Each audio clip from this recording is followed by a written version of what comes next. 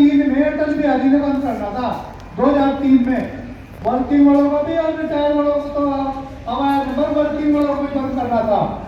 लेकिन इससे भी पहले 1991 में जब मनमोहन सिंह वित्त मंत्री था, तब भी हमने आपको बताया था कि ये नीतियां लेकर आई है कांग्रेस की सरकार, और इन नीतियों के तहत पूरे महकमे का निजीकरण होगा और जो कर्मचारी है उनके सारे अधिकार है, वेतन है, वेतनमान है, उन पे सब पे 18 लाख होगा।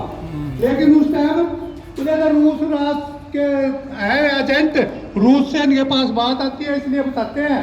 तो ये नहीं है साथियों, जब आपको हम बताते हैं, अब भी अपने आपको 20 बार बता दिया वेतनमान बंद किया ना, भी PFRDA बिल है, हमने आपको बताया PFRDA pension fund regulatory development authority bill अभी पेंडिंग है।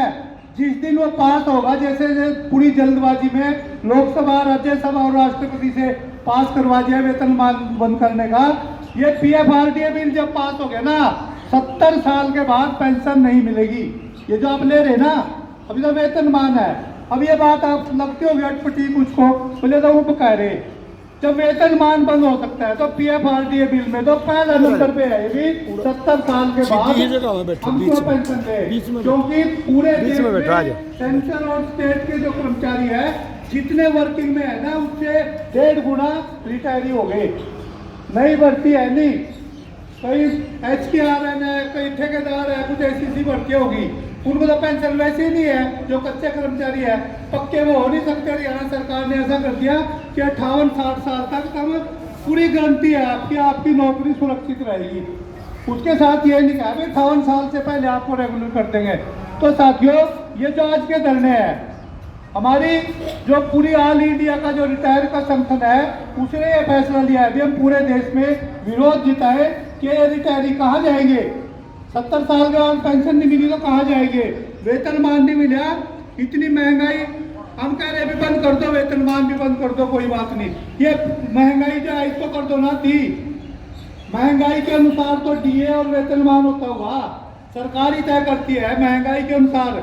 महंगाई तो बढ़ रही है 1.5 गुना, 2 गुना, 2.5 गुना, 10 गुना, और वेतनमान बंद कर रहे।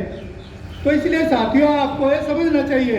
अब हमारी ब्लॉक कमेटियाँ हैं, जिला कमेटी है, जब हम गांव में मेंबरशिप के लिए जाते हैं ना, मेंबरशिप के लिए तो यार पता नहीं जो पेंशन उनसे कटवा दी, लड़के ने कटवा ली, बहू ने कटवा ली, कहाँ से दूँ मैं 500 रुपये, 200 रुपये, 100 रुपये। अब ये आपके पदाधिकारी मान लो बड़ा गए, पोपड़ा गए, असल में 65 किलोमीटर है, इंदिरी के है 67 किलोमीटर गाँव, ये कार में, स्कूटर में, बस में किराया तो लगा हुआ। जब आप इनको चंदा दोगे, मेंबरशिप दोगे, तभी तो ये जाएगी आपके पास। और आप के काम, इनका कोई अपना पर्सनल काम नहीं है, इनका इतना हो रहा है भी अपना काम अपने बच्चे छोड़कर आपकी यूनियन को, संगठन को मजबूत कर रहे हैं। तो हम सब की जिम्मेवारी बनती है, हम अपनी मेंबरशिप भी दें, चंदा भी दें, धरना प्रदर्शन। जो सरकार चाहती है अभी वे इनको पेंशन भी ना मिले, वेतनमान बंद कर दिया, और जो पेंशन मिल रही है इस पे भी अभी करड़ाई है सरकार की तरफ से।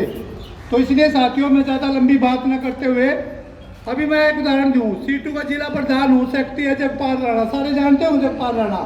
इन पदाधिकारियों पे सरकार की, प्रशासन की ऐसी कड़वी नजर रहती है ना कि इसके कब फंसे और कब इसका गेड़ा दूँ मैं। जगपाल राणा का कोई गाँव में रोड़ा हो गया, जिनका रोड़ा था उनकी FIR नहीं हुई, जिनके साथ जिन्होंने चोट मारी उनकी FIR नहीं हुई। जगपाल राणा पे ऐसी धारा लगा के भी 6 महीने जमानती होगी, 10 दिन हो गए जेल में डाल रखा हो। DSP को इंक्वायरी दे दी, यहाँ के DSP को, SP को मिल लिया कई बार, हाँ जी करेंगे। जगपाल राणा ने कहा, कार रोकी उनकी और धक्का मुक्की करी। बोला DSP से धक्का कर देगा वो, इतने बड़े संगठन का सेक्रेटरी है वो धक्का मुक्की कर देगा। तो इन पदाधिकारियों भी सरकार की और प्रशासन की ऐसी नजर रहती है भी कब बलराज फंसे, कब सीमार फंसे, कब सतपाल फंसे, तो ये कहीं ना कहीं कर देते हैं काम। तो इसलिए साथियों, संगठन मजबूत होगा तो सरकार भी झुकेगी, प्रशासन भी झुकेगा।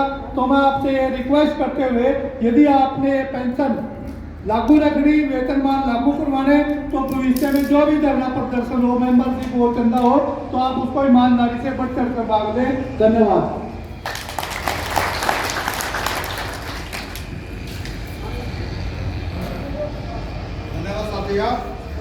दोस्तों, अब आप किसान मेरा कह रहे हैं कि हमारे पदाधिकारियों को सरकार किस तरीके से विक्टिमाइज करती है, यहाँ का प्रशासन